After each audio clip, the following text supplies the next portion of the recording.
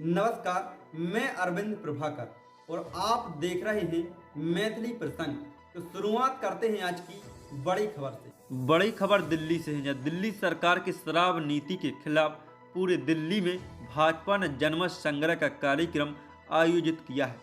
इस अवसर पर भाजपा विनोद नगर मंडल में पार्षद के लिए संभावित उम्मीदवार के रूप में अपने आप को देख रही मोहिनी शर्मा ने पिंक ठेके के ऊपर क्या कहा, सुनिए आप। मैं मोहिनी शर्मा वार्ड नंबर 10 ई से अभी हम पूर्वांचल मोर्चा के साथ जो भी भारतीय जनता पार्टी ने जो जनमत का प्रोग्राम रखा है वहाँ से मैं महिलाओं को बोलना चाहती हूँ कि जो ये केजरीवाल जी ने जो पिंक ठेके जो खोल रखे, क्या वो सही है?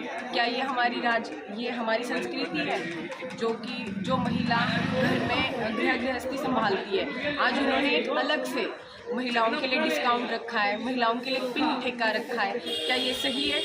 और जिस तरीके से शराब में पूरी बर्बादी हो रही है, जनरेशन ख़राब हो रही है, क्या आप सब इस चीज़ से सहमत हो? आज हमारे मोदी जी ने हमारी भारतीय जनता पार्टी ने जो एक प्रोग्राम रखा है 1122 जगह पे, हम ये विचार 10 लाख से अधिक लोगों तक पहुंचाना चाहते हैं।